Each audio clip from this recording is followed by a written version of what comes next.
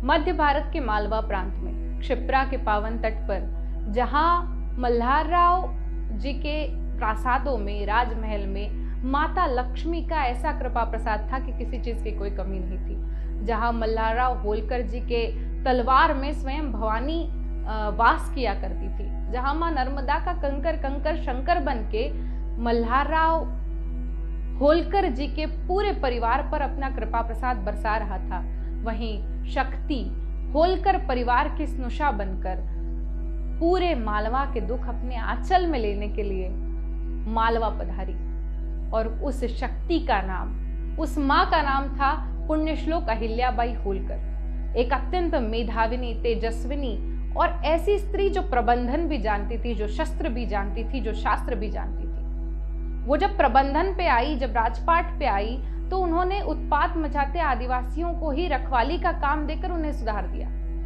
जब उन्होंने रणनीतियां बनाई तो बख्शीश के रूप में एक अत्यंत बहादुर सैनिक को, जिसने चोरों को, डाकुओं को पकड़ा, उससे अपनी बेटी का विवाह कर दिया।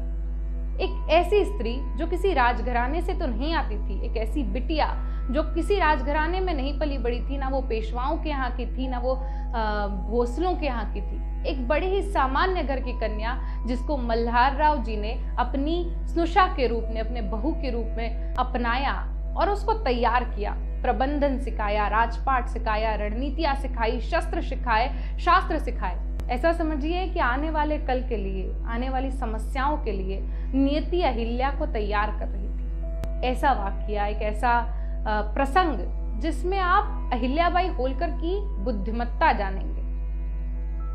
जिस समय अहिल्याबाई जी को राजपाट करना पड़ा, सबसे पहले उनके पति खंडेराव जी की मौत हुई, उसके बाद उनके पिता सम्हार ससुर मल्हारराव जी की मौत हुई, उसके बाद ये आघात वे सहन भी नहीं कर पाई थी, तब तक उनके बेटे की भी मौत हो गई, मालेराव की भी मौत हो गई। एक ऐसी स्त्री, एक ऐसी राजमाता जो पूरे मालवा का दुख अपने सीने में लेकर बैठी थी और फिर भी मालवा की सेवा कर रही थी। लेकिन इस देश में, इस समाज में एक बड़ी कुरीति है, पुरुष विहीन घर को यहाँ स्वामी विहीन समझा जाता है, और यही गलती उस समय भी समाज ने की। रघुनाथराव पेशवा को लगा कि मालवा अब स्वामी विहीन हो गया है, और इसी कारण क्षिप्रा के तट पर आक्रमण करने के लिए रघुनाथराव पेशवा तैयार हो गए। अहिल्या अपनी नारी सेना के साथ लड़ने तो जा सकती थी, लेकिन उन्होंने अपनी बुद्धिमत्ता का परिचय दिया। अहिल्याबाई जी ने एक पत्र लिखा और कहा कि रघुनाथराव पेशवे, आप यदि हमसे हार गए तो जो कलंक आपके माथे पर लगेगा वो आप चाहकर भी पोंछ नहीं पाएंगे, और यदि हम आपसे युद्ध में हार गए तो शायद हम वीर गति को प्राप्त होंगे, हमारा नाम स्वर्णाक्षरों में इतिहास में लिखा जाएगा।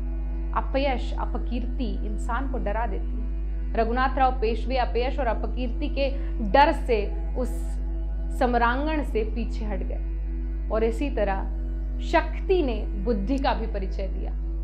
तो नवरात्र की इस प्रतिपदा पे पहले दिन, प्रथम तिथि को हम सब शक्ति के इस बुद्धि रूप का स्तवन करते हैं। या देवी सर्वभूतेषु बुद्धि रूपेण संस्थिता, नमस्तस्यै नमस्तस्यै नमस्तस्यै नमो नमः।